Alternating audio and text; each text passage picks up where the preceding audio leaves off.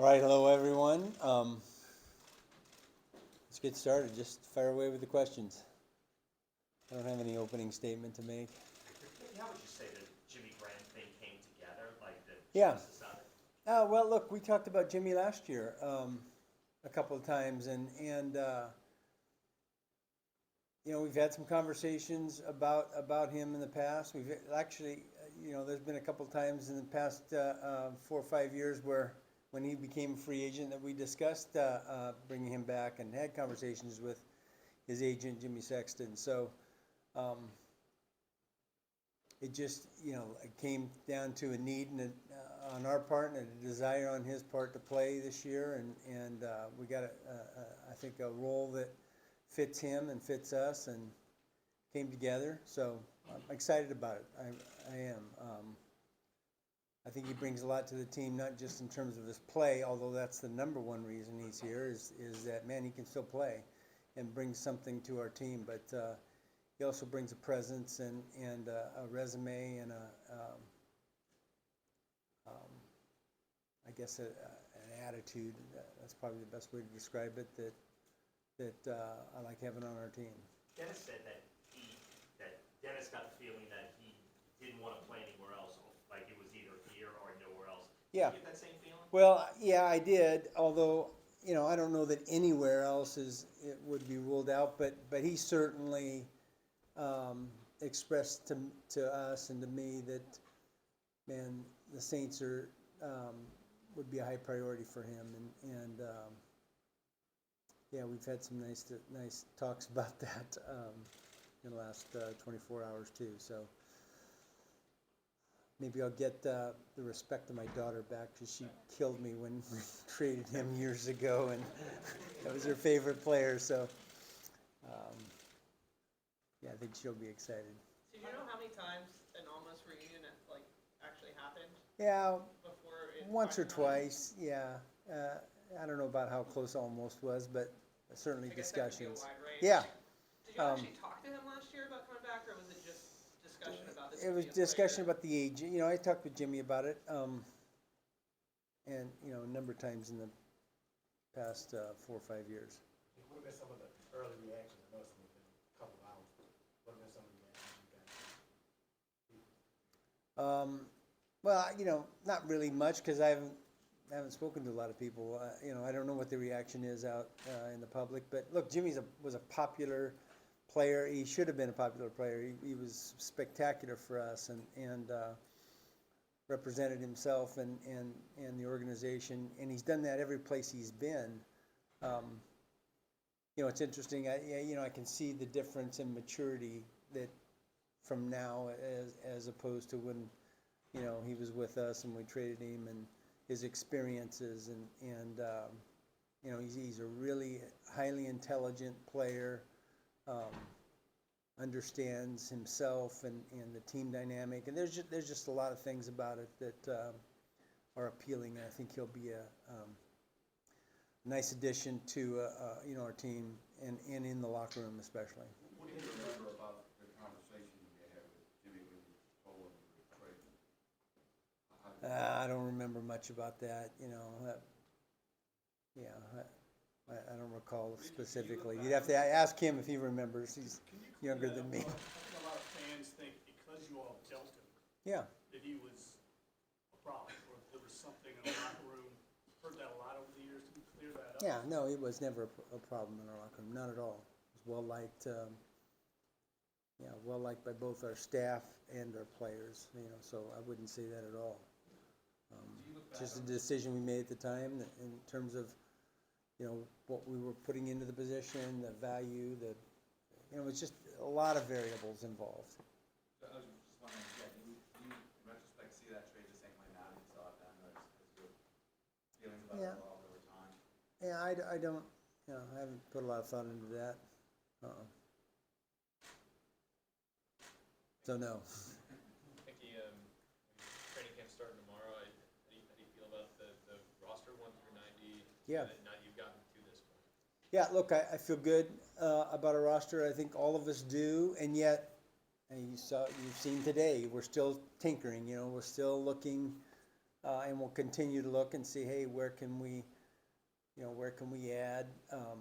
What are our, deficiencies? That's going to be dictated by what happens over the next few weeks in practice and, how guys perform.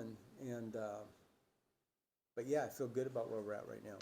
I like the additions that we've made in every case. And so I'm excited, really excited, optimistic. Sorry to keep cutting you off. Is there anything to adding guys with a lot of playing experience, veteran guys? Is it something you want to continue adding to this roster? Or is that just kind of the circumstances? Yeah, I think when we looked at, in the last few weeks when we've looked at it, we thought, we're pretty young at a lot of spots. We got a lot of developing players, and it should be nice to have, some guys that have played and performed, and we know exactly what their level of play will be. And so that's what you do when you're, adding veterans, and you're adding competition, which is important, particularly in the early part of training camp. Dennis, when you were talking about Jimmy a minute ago, you said you had a need and he had a desire. Do you have other spots that you would call like a need spot right now that you feel like you need a little bit more help? Yeah, nothing glaring, yeah, there's probably a couple spots. I don't want to identify them. There's a couple that I wouldn't mind, having another player that has played in the NFL, but nothing glaring that I'm losing sleep over. From a team building perspective and deciding what you need and what you need to acquire, how do you approach cautious optimism with Michael Thomas? I mean, do you feel really good that he could be a huge part of this team, or do you have to treat him like a luxury, or do you Yeah, no, I feel really good about where Mike's at physically, and I know where he's always been at in terms of his ability and his competitiveness and his desire to be out there. So that's never been in question. It's just, hey, can we get over these injuries, and can we get it? Can we get his health back to the point where he can do what Mike does? And I think that's where he's at right now. And listen, we'll find out in the next few weeks. I think he feels good. You guys will be able to talk with him at some point, and I think we feel good about it. since last year's injury was separate, it was like a toe, it's actually been, I guess, almost 2 years since he's had an ankle issue. Like, I mean, does that feel like something he's definitely gotten past? Hopefully, yes. How much confidence does having an established starting quarterback like Eric bring to an organization? Yeah, look, I think, I mean, that's always the key position. If you have a rookie or someone that hasn't played a lot, man, you're nervous about that. So there's comfort in having someone that's been out there and performed. And yes, it does make you more confident. And look, I like what we've seen. We all like what we've seen in this offseason from Derek and from Jameis, for that matter. So I think it feels a little more settled, and yet we've got some work to do here in the next month. Nikki, Dennis was talking about how you guys looked at the injuries over the last year or two and analyzed them and made some tweaks. Did you guys compare them to the rest of the league, and did that data show anything unusual, or that there were more injuries than maybe the average number per team? Yeah, no, I don't. We weren't significantly above anyone else. We had some unusual things, with these toes, and so you think, well, why did this happen all of a sudden? They dislocated toe for Mike and Trevor, and some things that they felt like they're unusual. I think, look, when I look at those things, I pay particular attention to soft tissue stuff, because I feel like soft tissue stuff is a little more preventable. We were way down in that from prior years, and significantly less than some of our peer group. So it's hard to explain some of the unusual. I don't want to say unusual, because they happen across our league, but not as frequent as they've been in the past. So yeah, we pay attention to it. We look at it, and yet some of it's just circumstance. Ask that because 2021 felt like it was an unusually high number of injuries, but every team has its own problems. So the only way to know that, I guess, is if you analyze Yeah, and cover we, that particular injury. look, we have limited data relative to other teams too, so we're going off of injury reports and things that, make the media oftentimes. We don't have any data that is, that you guys aren't privy to, so we're looking at the same things, it's just we look at it a little differently. When a franchise quarterback retires, there's a little bit of a reset. Do you think that you guys are kind of past that and are ascending again? Is that? Yeah, look, I understand your question. I think for years, my thought was, and our thought was, look, when Drew does hang it up, we're gonna have to, I don't wanna say start over, but that's kind of what it felt like. And yet, when he did retire, we felt like, man, the rest of our team is pretty good. We've got a good defense. We've got some elements on offense that we really like, and maybe we don't have to start over. Maybe we can just, as you just said, reset. And so I kind of still feel like, that's the case. I think we've got a good football team, and we've got to get good play from everyone. We've got to stay away from injuries from some of our key players. But I think it's there in front of us. So. Did you ever ponder just tearing it down, or it's? I don't know that tear it down is the right word. But look, for us, part of that is, man, we gotta manage the cap. And do you take that whole lump in 1 year, like some teams have done? I understand that philosophy. We didn't do that because we didn't want to, sacrifice, some players that we think are really good players and can help us win. So, yes is the answer to your question, and yet, that's not the direction we went or are going. How do you all look at Alvin Kamara's situation now? How do you prepare without knowing possibly what might happen? Yeah, I think we're just looking for more information. We understand, the legal case has been resolved, and now it's, it's in the league's hands. I don't have any control over that. So they'll go through their process, and they'll tell us when they have information, when they have a decision, effectively. Can you have conversations with them about it? We don't typically. I mean, we're not going to be able to influence it. They go through their process, and it's in their hands. So we'll just wait for that. Is that the sort of thing that you would expect to at least hear back a couple weeks before the season, so he's got a chance to appeal and all that? You can get that settled before week 1. I don't have an expectation. We've had both. We've had, an advance notice, and then we've had times when we haven't had advance notice that, we get it the, 8 days before, 10 days before. They're not going to do it on a Friday and tell you he's not playing on Sunday. They don't do that. They give you, some notice, but it's not always as long a lead time as you'd like. If I could follow up on kind of what Ed said, for those of us that like you've been here a long time, I guess after Katrina, they could have torn it all down and drafted a quarterback and signed Drew Brees, and we kind of went with, we see a team that could be okay.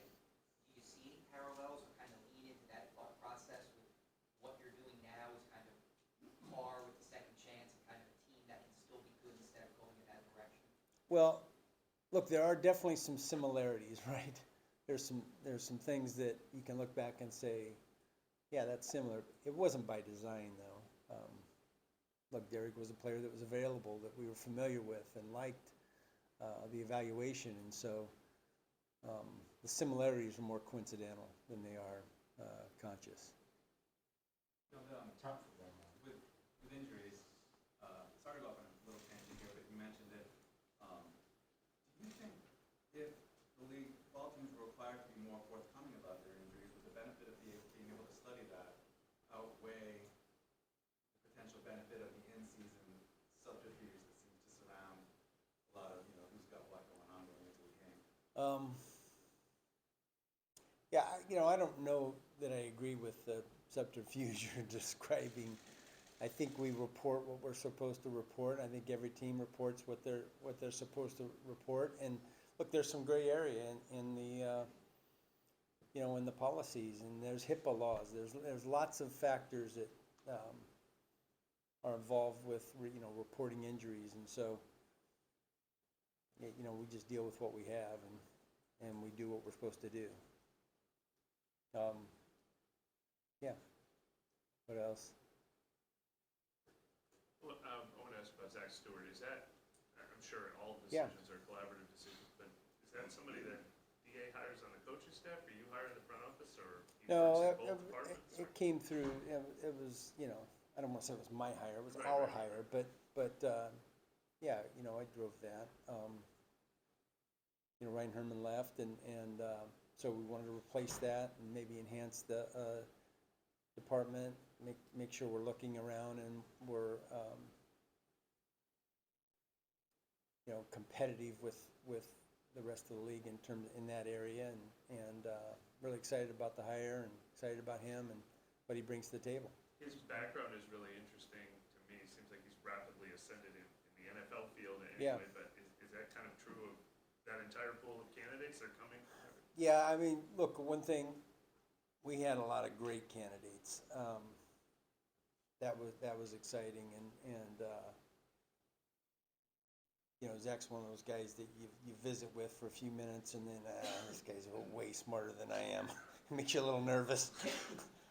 You know, when you you know, you visit with someone like that, and so, but he's got, you know, experience in our league, and I think DA said that he's got a great way of communicating some really complicated, sophisticated information in a way that it's understandable, and you know, that's part of, I think part of the issue with analytics in our league is that you get this mountain of data, and you can't use a mountain of data. You know, you have to boil that down to some things that are valuable on game day, and that may only be 2 or 3 things or 4 things. It's not this mountain of stuff, and so he's got a great ability, I think, to do that. When you say enhance that area, what would that encompass? What things are you trying to enhance? Yeah, maybe just more resources, you know, more resources, and you know, when you have to make a change, you know, and look, again, Ryan, you know, chose to leave. We didn't ask him to. He did a great job for us. It makes you, okay, we got to step back. What do we want in this department? And you know, part of that is maybe more resources in that area. When you say resources, is that more people paying for more information? Like, All the above, yeah. And but look, it's a tool. Now, I want to make sure that's clear, and I think DA probably said this. It's a tool in our toolbox. It's not going to drive every decision we make. It's more information that we're gathering, and when we finally make a decision, we have that piece that's maybe a little more enhanced. Okay.